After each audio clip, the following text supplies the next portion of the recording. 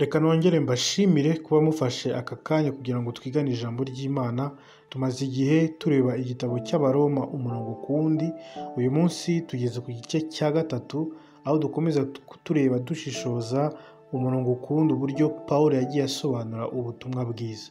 Twagiye tureba uburyo twabonye yuko umutima w'ubutumwa bwiza cyangwa se insanganyamatsiko y'iki gitabo ni uguhishurirwa ugukiranuka kuva ku Mana guheshwa no kwizera.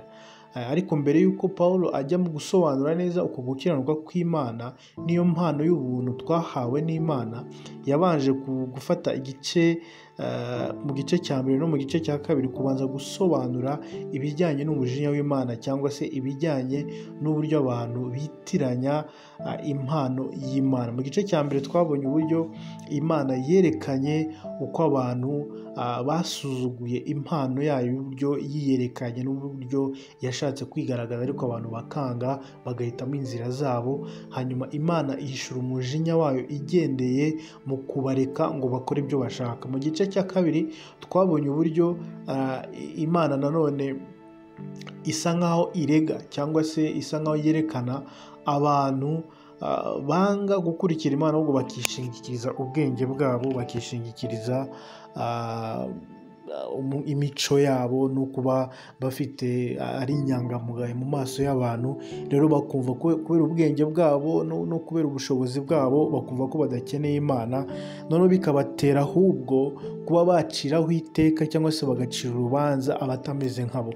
Ariko ijambo ry'Imana twereka yuko uwo mujinya w'Imana cyangwa se ubwo bwenge budashobora kubakiza, izo mbaraga zabo zidashobora kubakiza, ko nabo bakeneye Imana. Mu gice cya kabiri nanone aho duherutse kubona, twabonyemo uburyo idini cyangwa se kuba umuntu ari umuyuda mu buryo bw'umubiri bitahita bigaragaza neza yuko ako gakiza agafite.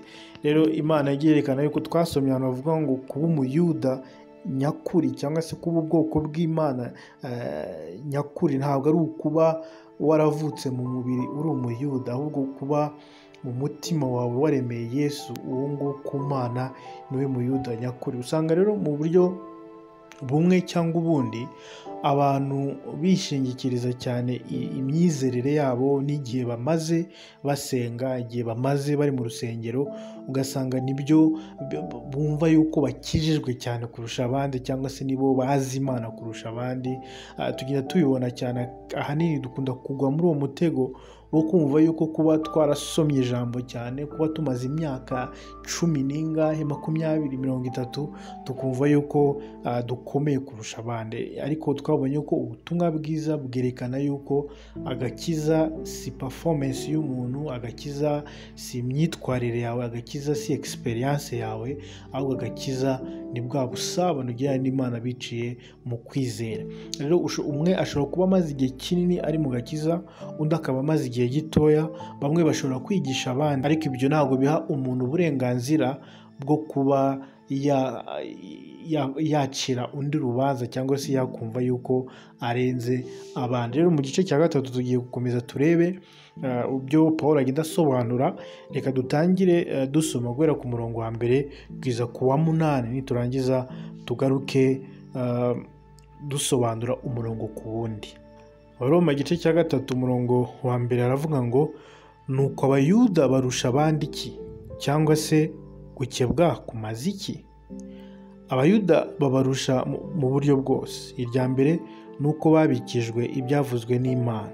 Mbese niba bamwe muri bo batizeye, kutizera kwabo kwahindura ubusa gukiranuka kw'Imana? Ntibishoboka. Ahubwo Imana iboneka ko ari inyangamugayo, nubwo umuntu wese yaba umubeshyi, nk'uko byanditswe ngo, mu magambo yawe uboneke ko ukiranuka, kugira ngo utsinde nucirwa urubanza. Ariko se niba gukiranirwa kwacu guhamya gukiranuka kw'Imana, tuvuga iki? Mbese Imana irakiranirwa kuko ihanisha umujinya? Ibyo mbivuze nk'umuntu, ntibishoboka. Iyo biba bityo, Imana yazacira ite abari mu isi ho iteka? Niba ibinyoma byanjye bituma ukuri kw'Imana kurushaho kumenyekana, bikayihesha icyubahiro, ni iki gituma nanjye ncirwa urubanza n'umunyabyaha? Kandi ni iki kitubuza gukorera ibibi kugira ngo ibyiza bibeho nk'uko batubeshyera? Kandi bamwe bagahamya yuko ariko twigisha, bagira batyo bazatsindwa n'urubanza rubakwiriye. Rero nk'uko natangiye mbivuga, mu gice cya kabiri kirangira Pawulo avuga ibintu bitunguranye. Nibaza ko n'umuyuda uwo ari we wese washobora gusoma aya magambo yari gutungurwa, kuko umuyuda ahava akagera yumva yuko ari ubwoko bwatoranijwe, kandi nibyo Imana yatoranije ubwoko bw'abayuda cyangwa se bw'Abayisiraheli butoranya mu magana y'abandi bantu benshi. Abandi basigara bitwa abanyamahanga, ariko bo bitwa ubwoko bwatoranijwe. Rero kuba umuntu yabaga ari umuyuda byabaga ari ikintu kibatera ishema, ari ikintu gituma bumva ko barenze abandi. Ariko Yesu aje asa nkaho ahinduye ibintu cyangwa se avanze ibintu, kuko n'igihe Yesu yazaga mu isi, abantu ba mbere batashoboye kumwakira ni ba bayuda. Niyo mpamvu Yesu yavuze ngo yaje mube, ariko wowe ntibamwemera. Kubera iki? Kubera ko abayuda hari uburyo bari bategereje mu Imana, hari uburyo bari bazi ko Mesiya azaziramo. Rero kuba barabonaga Yesu agenda yegera abanyabyaha, yegera abanyamahanga, ntatinde cyane kuri ba bayuda, bumvaga ko ashobora kuba atari we. Bituma bamwe banihutisha kuba yakurwaho agapfa, kuko bumvaga arimo gusebya Imana yabo. Byarakomeje n'igihe Yesu yapfuye akazuka akajya mu ijuru, n'abigishwa bagiye bahura n'ibibazo byinshi cyane, bagongana na bene wabo Abayuda, ba bandi bakagombye kuba ari bo bakira Yesu, ahubwo bakaba ari bo barwanya Imana. Kubera iki? Kubera yuko Abayuda bishingikirizaga cyane ku migenzo yabo, bakishingikiriza ku mategeko no kuba bashoboye kugendera kuri aya mategeko. Hari aho twasomye mu gice cya kabiri havuga ngo umunyabyaha wakoze ibyiza aruta umuyuda wacumiye ku mategeko kandi ayazi. Haravuga ngo umunyabyaha nakora ibyiza azaba yubashye amategeko nubwo atayazi, kandi najya gucirwaho iteka azacirwaho iteka agendeye ku urubanza rwe ruzashingira kuri ayo mategeko yakurikije kandi atayazi. Mu yandi magambo, agakiza ntigashingiye mu by'ukuri mu gukurikiza amategeko, mu kuyica cyangwa kuyakora, mu kuyamenya cyangwa kutayamenya, ahubwo kuba Abayuda bari bazi amategeko byari privilege Imana yabahaye kugira ngo babashe kuba abantu babika, babashe kuba ububiko bw'ijambo ry'Imana. Ariko byatumye bamwe barenga, aho kugira ngo bibabere umuyoboro wo kuba abana b'Imana bagatungwa no kuba baziranye n'Imana bafite n'iryo jambo, ahubwo ayo mategeko abahindukirira impamvu yo kujya kure y'Imana ndetse n'ibindi. Noneho usomye igice cya kabiri, bisa nkaho Pawulo arimo kunenga cyangwa se nabyita gutesha agaciro Ubuyuda, ariko hano mu gice cya gatatu agiye kongera gusobanura neza. Noneho niyo mpamvu ku murongo wa mbere avuze ngo nuko Abayuda barusha abandi iki, cyangwa se mu yandi magambo, gukebwa kumaze iki? Kuba Ubuyuda bimaze iki? Niba koko umuntu ashobora gukizwa, ashobora kugera kuri uko gukiranuka atanyuze mu nzira z'Ubuyuda, noneho se ubwo Buyuda burusha iki abandi, cyangwa se bwaba bukimaze iki? Umurongo wa kabiri arasubiza ati Abayuda babarusha mu buryo bwose. Ngo irya mbere ni uko babikijwe ibyavuzwe n'Imana, cyangwa se ubwiru bw'Imana, cyangwa se mu yandi magambo tugende mu bindi bisobanuro byo mu zindi ndimi, babikijwe ijambo ry'Imana. Rero hano ashaka kuvuga yuko nubwo bwose ubutumwa bwiza budashingiye ku muntu kuba umuyuda cyangwa kuba yaravutse ari umuyuda, ariko se Ubuyuda bwo bwavuyeho, cyangwa se kuba privilege bahawe yatesheje agaciro burundu. Ariko navuze ngo icyo Abayuda barusha abandi ni uko babikijwe iby'Imana. Urebye neza mu isezerano rya kera, impamvu Imana yahisemo Abayisiraheli igahitamo Abayuda ni uko yabahaye ubuntu bwo kuba babika amagambo y'Imana, bwo kuba bahabwa icyizere cyo kubika no kuba ububiko bw'ijambo ry'Imana muri iyi si. Ibintu byose tuzi, ibintu byose dusoma uyu munsi, ibintu byose twizera, tubikesha abayuda babashije kubika amagambo y'Imana, kuko mu isezerano rya kera amagambo yose Imana yavugaga, abayanditse uzasanga ni ba Mose. Abantu benshi banditse ijambo ry'Imana ni abayuda. Imana yagendaga ibitsa ijambo ry'Imana kugira ngo natwe uyu munsi tubashe kubenefisiya cyangwa se kubona kugira amahirwe yo kumenya Imana biciye muri ibyo ngibyo. So ni byiza kumenya no kurekogonayizinga yuko abayuda bahawe ayo mahirwe yo kuba babika ijambo ry'Imana. Noneho umurongo wa 3 aravuze ngo mbese ye niba bamwe muri bo, ngo bamwe muri abo bayuda batizeye, kutizera kwabo kwahindura ubusa gukiranuka kw'Imana. Muri magambo, nubwo Imana yizemo ubwoko bw'abayuda, abantu benshi mu bayuda, ariko bamwe muri bo bahitamo kutizera Imana, kuko igihe Yesu yazaga mu isi no kugeza uyu munsi ntabwo abayuda bose bizera Imana. Uyu munsi niba ntibeshye avugwa yuko muri Isirayeli 1% gusa ni abakristo, abandi ntabwo bizera Yesu Kristo, kuko abenshi baracyarindiye ko aza, ntabwo bemeye ko yaje.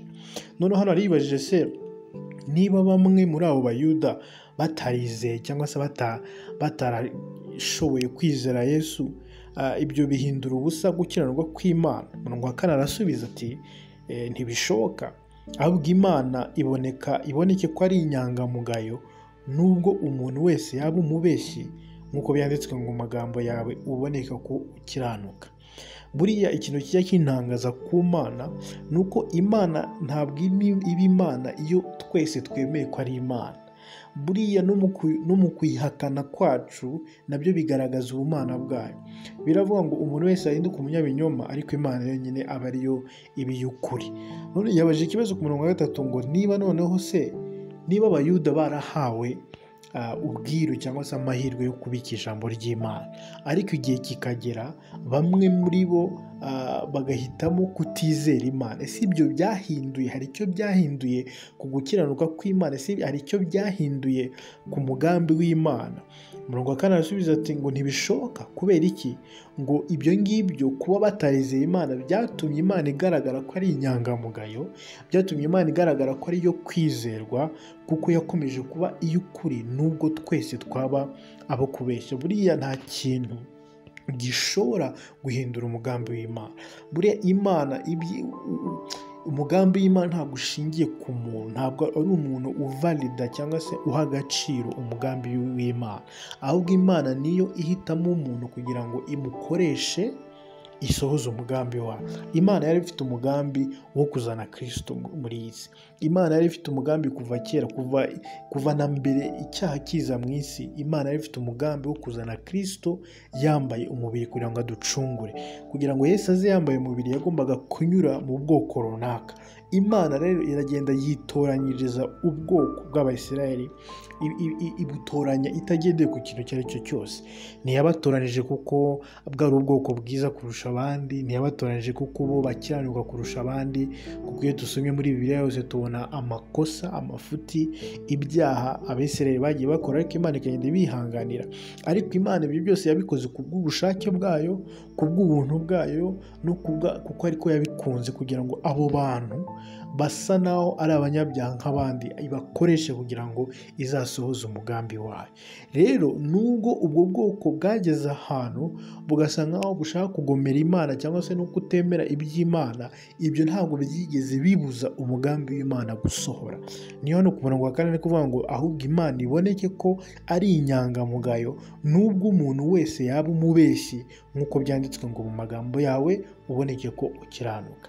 So nubwo batigeze baba Mu isezerano rya kera amategeko yari ameze nka kontara, hari ibyo Imana yagombaga gukora n'ibyo umuntu yagombaga gukora, hari ibyo Imana yagombaga gusohoza n'ibyo umuntu yagombaga gusohoza. Ariko igihe kigeze Imana igakomeza gukora ibyo yo isabwa gukora, ariko umuntu aba sitaka, umuntu ntiyashobora gusohoza ibyo yagombaga gusohora. Igihe Yesu yazaga rero Imana ntigeze icika intege kuko abayuda batashoboye gukora uruhare rwabo cyangwa se gusohoza amasezerano yabo cyangwa se pati yabo ya konta. Ibyo ntabwo byigeze bihagarika Imana, ntabwo byigeze bituma Imana idasohoza ibyo yatekereje gukora. Imana kuva kera kose yifuje gucungura isi, yifuje gupfira isi no kutubabarira ibyaha biciye mu mwana wayo. Noneho igihe kigeze abayuda bananiwe gusohoza uruhare rwabo kugira ngo umugambi wayo usohore, Imana ntiyacitse intege, Imana yakomeje kuba Imana. Niyo mpamvu igihe cyageze ihagurutsa umugabo Pawulo, aragenda avuga ubutumwa, ava mu bayuda ajya kuvuga ubutumwa mu banyamahanga. Kubera iki? Nuko nubwo bwose batabyemera, ntabwo byari guhagarika umugambi w'Imana.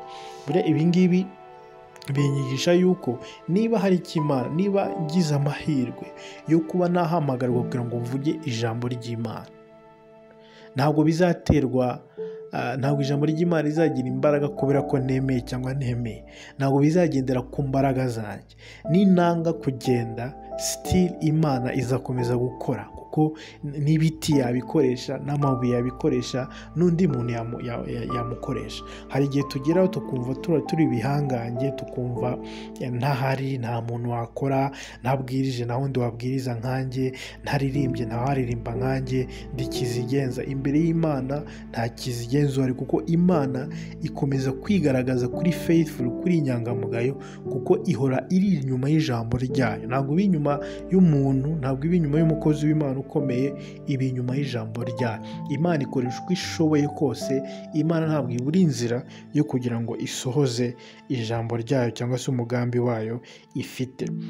Rero umurongo wa 5 akomeje avuga ngo ariko se niba gukiranirwa kwacu guhamya gukiranuka kw'Imana, tuvuge iki?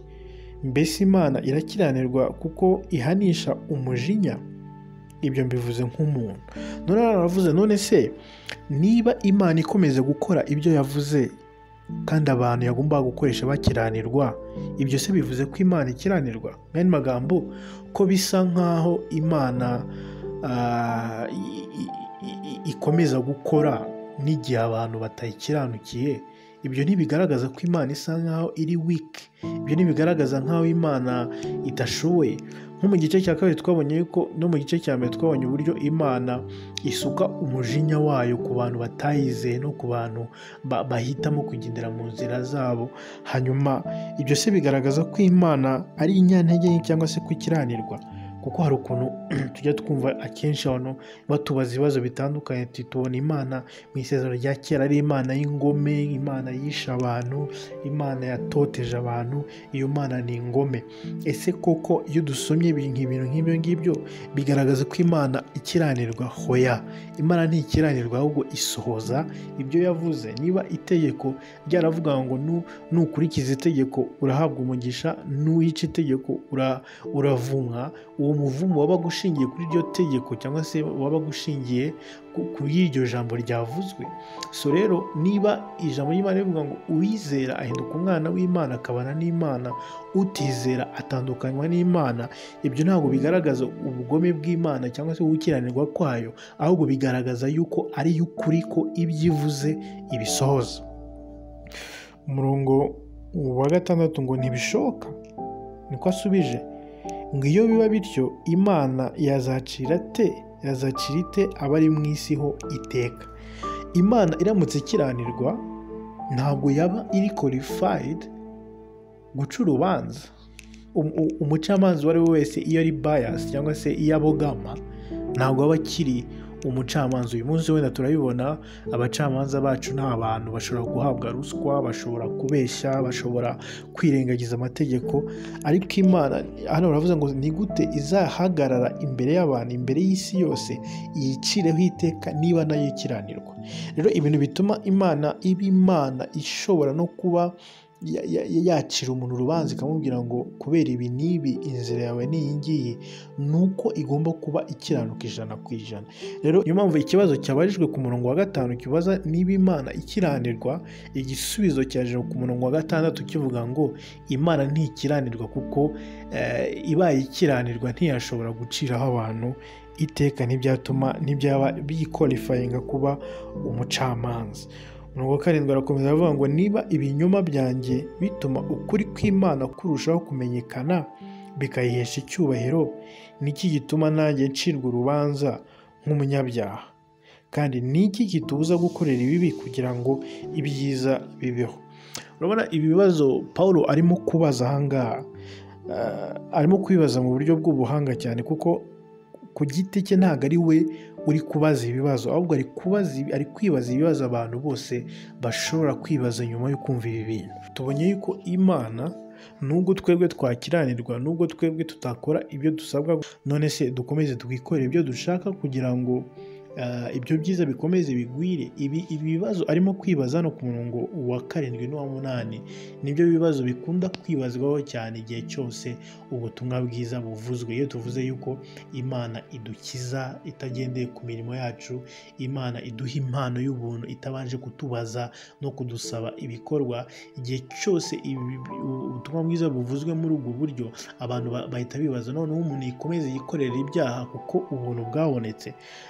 Hano ahita ashyira amagambo hari muri entre parenthèses ngo nk'uko batubeshyera kandi bamwe bagahamya yuko ariko twigisha. Igihe cyose umuntu avuze ubutumwa bwiza neza nk'uko Paul yabivuze, azabazwa iki kibazo. Hari umugabo umwe yavuze ngo niba tutaregwa, niba abantu bataturega kwigisha abantu gukora ibyaha, ntabwo turimo kuvuga ubutumwa nk'uko Paul yabivuze. Kuko igihe cyose Paul yavuze ubutumwa, abantu baravuga ngo uriya muntu ashobora kuba arimo kubwira abantu bikoreye ibyo bashaka kuko Imana ikomeza gukiranuka. Ariko araza gusubiza avuge ngo abagira batyo bazatsindwa n'urubanza rubakwiriye. Mu yandi magambo ikirimo kuvuga, ntabwo twigisha abantu gukora ibibi kuko Imana iyo ikomeza kuba nziza.